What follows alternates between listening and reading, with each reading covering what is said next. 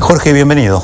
Un gusto. Déjame aclarar que lo que decía al final, cuando decía la dinámica, por culpa propia, digamos, la dinámica que había tomado la crisis de Argentina, no es que estoy desconociendo que el contexto internacional ha sido grave, sino que estoy partiendo de la base de que Argentina, por suerte, tenía esta vez la posibilidad de pasar una crisis internacional sin tanto costo.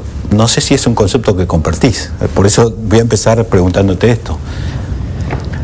Creo que Argentina en ningún momento se preparó para un momento adverso en la economía internacional.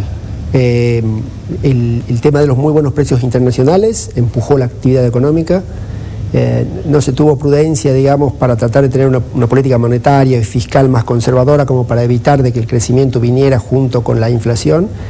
Y con la inflación vino de la mano aumentos de salarios, digamos, muy por encima de lo que aconseja la productividad, con lo cual eran casi alimentadores de las altas tasas de inflación. Estamos hablando, crecíamos a tasas del 8, 9% en términos reales, con una inflación del 20% e incrementos salariales formales del torno del 25%. Entonces, imagínate, es una economía que está, digamos, que crece nominalmente en forma muy, podríamos decir, los precios y los salarios se multiplicarían por 2 a cabo de 4 años.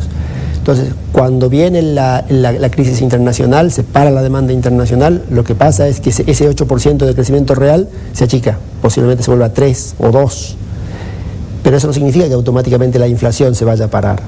Y por ende, tampoco significa que las demandas salariales se vayan a acotar o se vayan a ser prudentes. Entonces, lo que estamos teniendo es un serio riesgo de entrar en una fase recesiva, o posiblemente de muchísimo menor nivel de actividad económica, con inflación y salarios crecientes a tasas de 2 dígitos. Ese riesgo de fase recesiva a la que hacías mención, ¿qué impacto puede tener en lo laboral? ¿Coincidís con los números que hablabas? Vos me marcabas... Fuera de cámara yo te decía, son números de tendencias económicas, es una consultora que los hace a partir del relevamiento de lo que se publica, de los conflictos que toman estado público y se publican. Pero claro, vos me apuntabas bien, bueno, ese es el universo de lo publicado. Fuera de eso debe haber algunas cosas más. Seguramente, cuando vos señalabas, por ejemplo, 10.000 suspensiones, obviamente que se deben tratar de las empresas más grandes y más referenciales.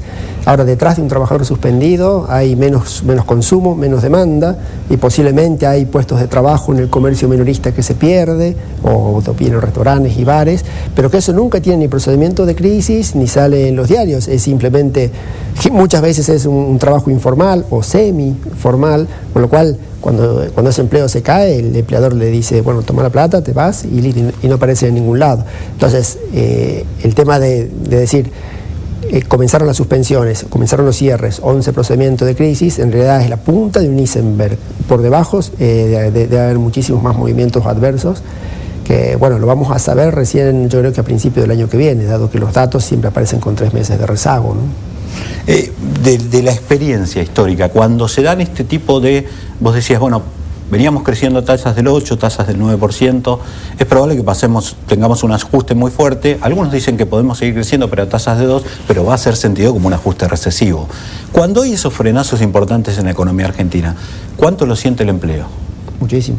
De hecho, ya en el último tiempo, ya en el 2008, lo que se observaba es que la tasa de crecimiento era extremadamente alta en comparación con lo que aumentaba el empleo. El empleo hasta la primera mitad del 2008, cuando uno lo comparaba con la primera mitad del 2007, había crecido apenas un 1%.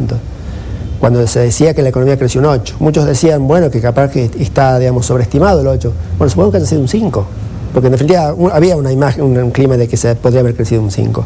Si es así, o sea, por cada punto, digamos, de crecimiento de la economía estábamos generando apenas un crecimiento de 0,2% o 0,20% de empleo. Es decir, ya en el 2008 estábamos observando que la economía no estaba generando muy pocos empleos. Y si ahora se cae la actividad económica, seguramente también va a caer el empleo. Y me parece que una cosa preocupante es la reacción que van a tener las autoridades. En principio, parece que van a optar por el tema de tratar de prohibir los despidos. Eso te iba a preguntar. ¿Cuál sería por la positiva, le iba a preguntar, cuál sería o qué recomendarías hacer? Uno ve que, por ejemplo, el Ministerio de Trabajo intervino en el conflicto de, creo que uno de los que tuvo más difusión pública en los últimos días, General Motors, y lo que hicieron decir es, bueno, tuvieron que dar marcha atrás, o la cadena Easy, por ejemplo, tuvieron que dar marcha atrás con los despidos, pero uno sabe que por experiencia que eso puede diluirse unos meses, pero después, en general, el empleador concreta los despidos. ¿Cuál te parece que son los mecanismos a los que se debería apelar para que esta crisis no golpee a los trabajadores tantos? Porque el empleo es fundamental para sostener el mercado interno. Lo que pasa es que lo que hay que trabajar mucho es en la agilidad con que la persona pueda llegar a encontrar otro empleo en aquellos sectores que incluso en la crisis obtienen dinamismo. Tratar de frenar, digamos, de prohibir el despido, en definitiva, puede hacer más doloroso el ajuste, porque estamos, digamos, dejando a gente dentro de sectores o dentro de empresas que indefectiblemente tienen que cerrar, o esos puestos de trabajo van a caer porque se, digamos, cambió el escenario económico. Con lo cual yo diría, lo que hay que hacer fuertemente ahora es precisamente eso, evitar el tema de la prohibición del despido, poner más plata en temas de subsidio al desempleo para financiar, digamos, el periodo que vayan a tener sin trabajo, y poner muchísima actividad, digamos, incluso articular con el sector privado. En identificar aquellos sectores más dinámicos para que absorban empleo. Y no solo eso, sino también ayudarlos a buscar, es decir, son acciones de intermediación. Son mesas de intermediación en donde se informa a los trabajadores cuáles son las oportunidades laborales, se informa a las empresas cuáles son los trabajadores que están buscando trabajo. El tema de intermediación laboral lo utilizan muchísimo en Europa, incluso en Dinamarca, por ejemplo, y hasta incluso ellos, digamos, eso viene en combinación con decir, flexibilicemos las normas para que sea más ágil, digamos, la consecución de nuevos empleos, y el Estado poner muchos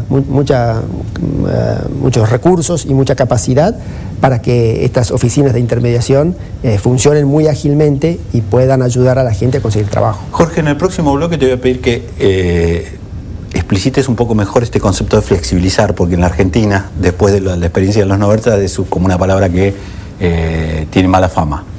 Y además vamos a abrir un poco la mirada hacia el resto de la economía.